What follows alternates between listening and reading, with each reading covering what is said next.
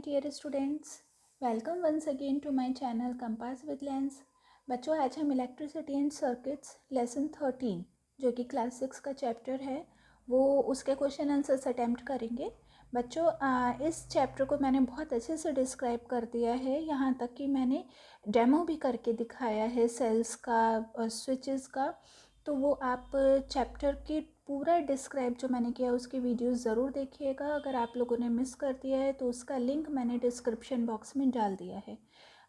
जब अगर आपने डायरेक्ट इसी क्वेश्चन आंसर्स वाले वीडियो पर आ जाएंगे और अगर आपने वो वाली वीडियोस नहीं देखी हैं, लेसन्स को जो मैं समझाया है, तो आपको क्वेश्चन आंसर्स को समझने में और लर्न करने में बहुत प्रॉब्लम आएंगी। तो पहले आपसे रिक्वेस्ट है उन वीडियोस को ज़रूर देखिएगा, उसके बाद ही क्वेश्चन आंसर्स को अटैम्प्ट कीजिएगा। Now let's start short answer questions. First question, what is an electric circuit? Electric circuit क्या होता है? Answer is the path for electric current to flow from the positive terminal to the battery. वो path जिसमें से electric current निकल रहा है battery के पॉजिटिव टर्मिनल से होता हुआ नेगेटिव टर्मिनल तक जा रहा है, उसी को इलेक्ट्रिक सर्किट बोलते हैं। Second question number 2, when is an electric circuit said to be closed? अब इलेक्ट्रिक सर्किट को हम क्लोज्ड कब बोलेंगे? जब वो क्लोज होगा तो तभी उसमें से प्रॉपर तरीके से करंट पास होगा।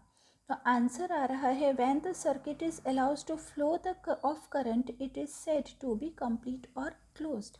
एक होता है बच्चों इस टाइप से और इस टाइप से है, तो ये हो गया एक पार्ट जिसमें से कि करंट फ्लो नहीं होगा क्योंकि इसका बीच का पार्ट ब्रेक हो गया। एक है ये और एक है ये, तो ये जब पॉइंट मिल जाते हैं तो उसमें से करंट पास होना शुरू हो जाता है, तो इसी को हम क्लोज्ड बोलते हैं। Third question, why can electricity not flow in an open circuit? Open circuit से, जब ओपन सर्किट है तो इलेक्ट्रिसिटी क्यों नहीं फ्लो होता है? Because the path is now obstructed, यानी ऑब्स्ट्रक्टेड मतलब रुकावट आ गई है, बीच में हर्डल आ गया है, जिसकी वजह से जो आगे का करंट है वो फ्लो नहीं हो रहा है and it can no longer flow through the wire, wire से वो आगे नहीं पहुंच पा रहा है। क्वेश्चन नंबर 4 आ रहा है, Why is an electric cell needed in an electric circuit? Electric cell की क्यों ज़रूरत पड़ती है किसी भी इलेक्ट्रिक सर्किट में? तो electric cell, answer is electric cell needed in an electric circuit to supply electricity. इसकी ज़रूरत केवल एक सप्लाई करने के लिए होती है, इलेक्ट्रिसिटी को सप्लाई करने के लिए इसकी ज़रूरत पड़ती है। Question number 5, what is the function of the switch in an electric circuit? अब स्विच में, इलेक्ट्रिक सर्किट जो हमारे घरों में लगा होता है या हर जगह लगा होता है, उसमें जो स्विचेस होते हैं उनका क्या फंक्शन होता है? आंसर है the function of an switch is to be break और कंप्लीट द इलेक्ट्रिक सर्किट। ये जो ऊपर मैंने आपको बताया था और पूरा इसके बारे में मैं डिटेल में भी बता चुकी हूँ वीडियो में, उसे ज़रूर देखिए। इस तरीके से होता है स्विच का और इसी की वजह से करंट आगे तक पहुंच पाता है विदाउट एनी ब्रेक। अगर ब्रेक करना है तब भी स्विच का काम होगा, ब्रेक नहीं करना है तब भी स्विच का ही काम होगा। यानी जो हम लाइट को या फैन को ऑन ऑफ करते हैं तो वो स्विच के थ्रू ही करते हैं, जिससे कि इलेक्ट्रिक करंट हमें पास करना है या ब्रेक करना है। Question 6, how are chargeable cells different from ordinary dry cells? जो चार्जेबल सेल्स होते हैं ऑर्डिनरी ड्राई सेल्स से वो कैसे अलग होते हैं? बच्चों, ड्राई सेल्स होते हैं जो यूजुअली हम बहुत पहले से हमारे घरों में हम वॉच में या बहुत टॉर्चेस वगैरह में बहुत सारी चीज़ों में हम सेल का यूज़ करते हैं, उन्हें बोला जाता है। अब ordinary dry cells can supply electricity for a certain time. केवल कुछ टाइम तक ही वो इलेक्ट्रिसिटी को सप्लाई करती है।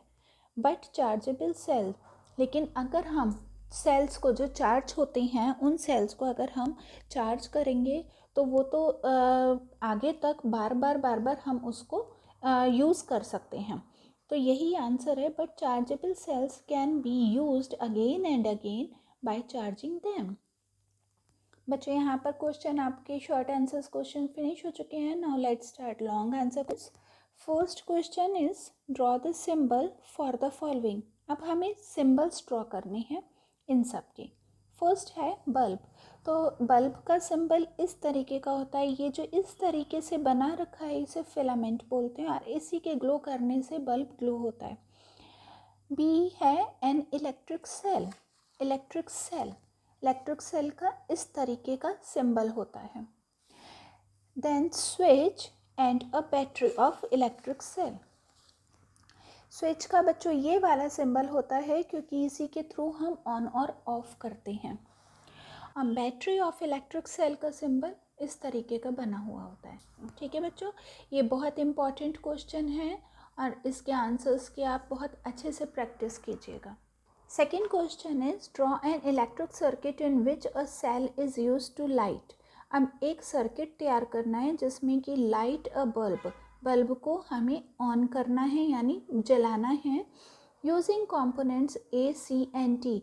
ए सी एंड टी जो क्वेश्चन 1 में आपको दे रखा था, क्वेश्चन 1 में ए सी एंड टी हमारा था बल्ब, देन सी स्विच और फिर बैटरी इलेक्ट्रिक सेल। ये इन सब को यूज़ करके हमें एक डायग्राम तैयार करके इन्हें बताना है। तो अब इसमें डायरेक्शन भी इन्होंने पूछा है और मार्क द डायरेक्शन, जहाँ से करंट कैसे फ्लो होता है वो भी है। तो ये बल्ब हो गया और इस तरीके से ये बनता है। यहाँ पर लाइट हमें ऑन करनी है, तो लाइट ऑन करने के लिए सर्किट को हमने जोड़ दिया है। सर्किट को जोड़ने के बाद में यहाँ से करंट फ्लो होता हुआ यहाँ से होता हुआ यहाँ आ रहा है। Okay, now third question, differentiate between conductors and insulators. Give 3 examples of each, one of them being liquid. अब इसमें कंडक्टर्स और इंसुलेटर्स का हमें एग्जाम्पल के साथ में बताना है। फर्स्ट कंडक्टर आ रहा है a substance that conduct electricity. अब जिसमें इलेक्ट्रिसिटी निकल रही है, पास हो रही है, वो उसे कंडक्टर बोला जाता है। जैसे graphite, metal, pure water etcetera. किसी भी चीज़ में अगर इलेक्ट्रिसिटी पास हो रही है, करंट आ रहा है, तो वो कंडक्टर हो गया। लेकिन अगर इंसुलेटर की बात कर रहे हैं तो इंसुलेटर में उसका उल्टा होता है, a substance that does not allow electricity current to flow through. अब इसमें यहाँ पर इलेक्ट्रिसिटी को वो बाहर आगे पास नहीं होने देता है, किसी भी तरीके से पास नहीं होने देता है। जैसे वुड है, प्लास्टिक है, ये रबर है, रबर भी होती है, हम रबर के स्लीपर्स भी पहन कर रखते हैं, इसी वजह से वुड होता है और प्लास्टिक है। इन सब चीज़ों में इलेक्ट्रिसिटी पास नहीं होती है, इसीलिए वायर के ऊपर भी प्लास्टिक की कवरिंग होती है। Fourth question, in stead of plastic can electricity wire at home be covered with aluminium foil.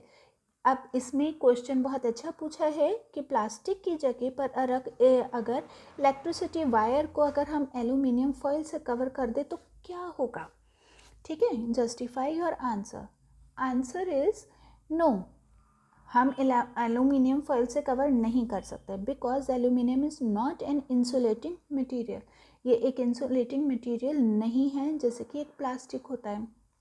Plastic में करंट बिल्कुल भी नहीं लगता है, हम वायर को टच कर लेते हैं, बट अगर एल्यूमिनियम से हम उसको कवर करेंगे तो उससे हमें झटका लग सकता है, करंट, क्योंकि ये इसके अंदर करंट आता है। But a conductor of electricity. So plastic wire will be prevent us from getting electric shock while handling electric wire. अब इसी वजह से हमें प्लास्टिक वायर से शॉक नहीं लगता है जब हम इलेक्ट्रिक वायर से कुछ काम कर रहे हैं, तो उससे हमें इलेक्ट्रिक शॉक से बच सकते हैं। Fifth question, what is the solar cell. Solar cell क्या होता है, give 2 examples of solar cell. Answer is, a solar cell is a cell that directly converts solar energy into electrical energy. ये बच्चों chargeable होती है, जो सन की raise में चार्ज होती है, सूरज की रोशनी में चार्ज होती है, तो ये सोलर एनर्जी को इलेक्ट्रिकल एनर्जी में कन्वर्ट कर देती है, चेंज कर देती है। Solar cell are used to give electrical power to human made satellite is outer space. ये सैटेलाइट से होती है जो कि ह्यूमन मेड होता है। Solar cell is a solar panel, solar cell एक सोलर पैनल होता है। Give power to street lights and water pumps to in remote places where there is no electricity. बच्चों इसके बारे में मैंने बहुत अच्छे से अपनी वीडियो में डिस्क्राइब कर रखा है, आप उन वीडियोस को ज़रूर देखिएगा, आपको बहुत अच्छे से क्लियर हो जाएगा कि आंसर में क्या कहना चाह रहे हैं। Sixth question, where is the electricity used at home generated, how does it reach our houses. Electricity जो हो रही है जनरेट कहाँ पर हो रही है और ये हमारे घरों तक कैसे पहुँचती है, ये आंसर क्वेश्चन करा है। आंसर आ रहा है इलेक्ट्रिसिटी है, अब प्रोड्यूस कहाँ पर हो रही है, कैसे है। Produced by using energy of burning burning coal यानी कोल को बर्न करने से, जिसमें कि पावर हाउस में हो रहा है। विंड के थ्रू एनर्जी बन रही है यानी इलेक्ट्रिसिटी बन रही है, जो कि विंड मिल में हो रहा है। फ्लोइंग वाटर जब फ्लो होता है डैम्स और रिवर्स में, उसके थ्रू भी इलेक्ट्रिसिटी को बनाया जाता है। देन सनलाइट, सोलर सेल्स जो मैंने ऊपर आपको फिफ्थ क्वेश्चन में बोला, और केमिकल जिसमें कि इलेक्ट्रिक सेल का यूज़ हो रहा है। बच्चों यहाँ पर लॉन्ग आंसर क्वेश्चंस आपके फिनिश हो चुके हैं। Now let's think and answer. Think and answers बहुत इंटरेस्टिंग होते हैं। Question 1, a student while making a circuit to make a bulb glow using a dry scale. एक स्टूडेंट है, एक सर्किट बना रहा है जिसमें कि बल्ब को ग्लो करना है और ड्राई सेल का यूज़ कर रहा है। Connected the plastic covering of the wire to the cell, अब उसने प्लास्टिक से उस सेल को कवर कर दिया। इंस्टेड ऑफ द मेटल की बजाय उसने प्लास्टिक से उसको कवर करा जिसके अंदर वायर है। Will current flow in the circuit, क्या इससे सर्किट में करंट फ्लो होगा। अगर है हाँ है तो उसका रीज़न, ना है तो उसका reason. Answer is no, because current will not flow because plastic is an insulator. वहाँ पे करंट फ्लो नहीं होगा क्योंकि एक प्लास्टिक इंसुलेटर होती है। It will not allow electricity to flow through it, और ये इलेक्ट्रिसिटी को आगे पास होने में बिल्कुल भी अलाउ नहीं करती है। Second question, why do you think electric wires are made out of copper and aluminium though silver is a better conductor of electricity. अब वायर जो बनते हैं बच्चों वो कॉपर और एल्यूमिनियम के बनते हैं, ठीक है। अब जबकि हमें पता है कि सिल्वर जो मेटल है, चांदी जिसे हम बोलते हैं, ये भी बहुत अच्छा इलेक्ट्रिसिटी का कंडक्टर, तो हम इसे यूज़ क्यों नहीं करते हैं। Because silver is more expensive than copper and aluminium, क्योंकि ये तो बहुत सिंपल सी बात है, हमें भी पता है कि कॉपर और एल्यूमिनियम के आगे तो सिल्वर बहुत ज़्यादा महंगा है ना। और क्या होगा, वो तो बड़े आराम से चोरी भी हो जाएगा। Next third question, a bear wire carrying, bear मतलब नंगे तार जो होते हैं जिनके ऊपर कवरिंग नहीं होती है, बाहर तार दिखाई दे रही हैं अंदर के, तो bare wire carrying an electric current can give you an electric shock.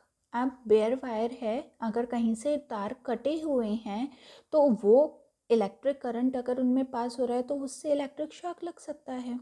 Based on this can you say if your body is a conductor और एन इंसुलेटर। अब आप इससे बता सकते हैं कि आपकी जो बॉडी है वो एक कंडक्टर है या फिर इंसुलेटर है। Answer is our body is an conductor, हमारी बॉडी एक कंडक्टर है because it allows electricity to travel through it easily, क्योंकि ये इलेक्ट्रिसिटी को बड़ी ईजिली पास होने देती है। Fourth question, as a safety measure you are advise to wear rubber slippers. Safety को देखते हुए हमें बोला जाता है कि रबर स्लीपर्स या शूज़ को पहने जब भी हम किसी इलेक्ट्रिक अप्लायंस का यूज़ करें। इलेक्ट्रिकल अप्लायंसेस किसी भी तरीके का, चाहे किचन का हो चाहे आपका किसी और घर में बहुत सारे तरीके की इलेक्ट्रिक चीज़ें होती हैं, तो उन्हें हैंडल करने के टाइम पर रबर स्लीपर या शूज़ पहनने की क्यों एडवाइस दी जाती है। आंसर इज चार्जेस में फ्लो थ्रू अस, चार्जेस हमारे तक पहुंच सकते हैं। ये चार्जेस से मतलब करंट आ गया, करंट हमारे तक पहुंच सकता है if we are on earth, अगर हम सीधा डायरेक्ट अर्थ पे खड़े हैं। But if we are standing on a rubber slipper we are no longer in contact with the ground, क्योंकि ग्राउंड पर करंट का फ्लो ज़्यादा हो जाता है। अगर हमने रबर स्लीपर्स पहन रखी हैं तो हम ग्राउंड से बीच में आ गए हैं स्लीपर पहनकर, मतलब बीच से मतलब आ जाता है कि हम डायरेक्ट ग्राउंड के कांटेक्ट में नहीं हैं, हमारे पैर के और ग्राउंड के बीच में स्लीपर आ जाती है। And charge will no longer flow through us, और इसी वजह से जो चार्जेस है, करंट है, वो हमारे तक नहीं पहुंच पाता है। Fifth, current is a circuit flows from the positive terminal of a cell to the negative terminal. Current, जिस सर्किट में से करंट निकल रहा है वो सेल के पॉजिटिव टर्मिनल से होता हुआ नेगेटिव टर्मिनल तक पहुंचता है। In which direction does the current flow inside the cell. अब हमें ये बताना है कि किस डायरेक्शन में वो करंट फ्लो हो रहा है। Answer is the current flows negative to positive terminal. Current negative से पॉजिटिव टर्मिनल तक होता हुआ जा रहा है। Now start sixth question. This is the last question of this chapter. Why are only solar cells used as a source of power in satellite? अब satellite में केवल सोलर सेल को ही केवल एक सोर्स क्यों बोला गया है?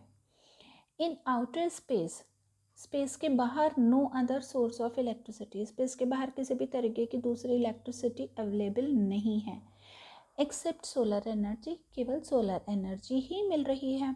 So only solar cells are used as the source of power in satellite. चलिए बच्चों, अगर आपको ये चैप्टर के क्वेश्चन आंसर्स इजीली समझ आ गए होंगे और इन्हें आप बहुत अच्छे से प्रैक्टिस कीजिएगा। बहुत सिंपल तरीके से मैंने आंसर्स दिए हैं। अगर आपको ये वीडियो अच्छी लगी है तो प्लीज़ लाइक ज़रूर कीजिएगा, अपनी वीडियो को इसको शेयर ज़रूर कीजिए, और अगर आप इस चैनल पे नए हैं तो सब्सक्राइब तो करना ही नहीं भूलेंगे।